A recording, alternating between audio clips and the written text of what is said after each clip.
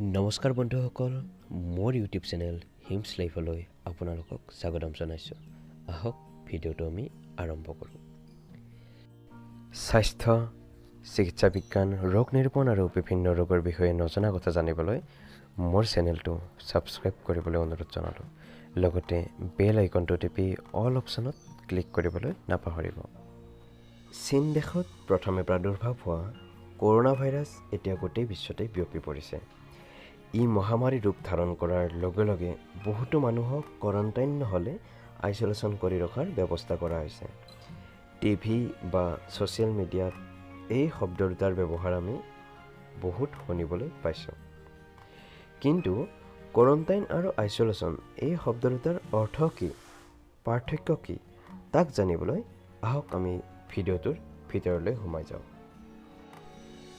যেতিয়া কোনো এবিধ সংক্ৰমিত বেমাৰ এটা অঞ্চলত বিয়পি পৰে, যিটো বেমাৰৰ ভেকচিন বা মেডিচিন উপলব্ধ হোৱা নাই, তাক সংক্ৰমণ হোৱাৰ পৰা বাধা প্ৰদান কৰাৰ কাৰণে কোৱাৰেণ্টাইন আৰু আইচলেশ্যন এই দুই প্ৰক্ৰিয়া ব্যৱহাৰ কৰা হয়। এটা বেমাৰ বা বীজাণু নতুবা ভাইৰাছ আমাৰ মাজত সংক্ৰমিত হ'ব নোৱাৰাৰ কাৰণে যিবোৰ সন্দেহজনক ব্যক্তিক নিৰোগী মানুহবোৰৰ পৰা পৃথককৈ ৰখা হয়, সেই ব্যৱস্থাক কোৱাৰেণ্টাইন বুলি কোৱা হয়।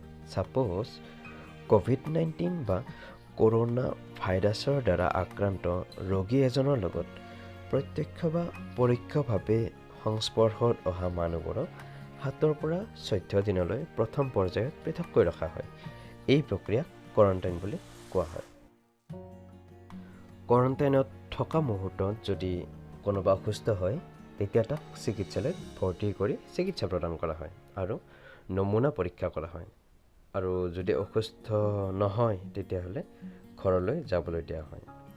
কেতিয়াবা কোৱাৰেণ্টাইন ব্যৱস্থাক হস্পিটেলৰ পৰিসীমাত নাৰাখি খালী ৰুম, হোটেল নহ'লে দীঘলীয়া হল আদিত কোৱাৰেণ্টাইনৰ ব্যৱস্থা কৰা হয়। কিছুমান মানুহে নিজেই নিজকে নিজৰ ঘৰতে আবদ্ধ কৰি ৰাখে যেতিয়া কোনো সংক্ৰমিত ব্যক্তিৰ সংস্পৰ্শলৈ অহা বুলি অনুভৱ কৰে।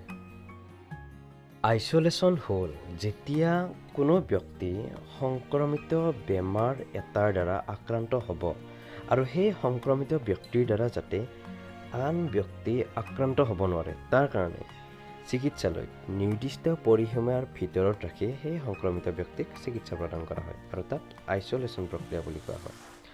কৰোণাৰ ক্ষেত্ৰত কোনো ব্যক্তিৰ দেহত কৰোণা পজিটিভ আহিলে তাক পৃথককৈ ৰাখি চিকিৎসা কৰা হয় যাতে আন ব্যক্তি সংক্ৰমিত হ'ব নোৱাৰে, তাক আইচলেশ্যন বুলি কোৱা হয়।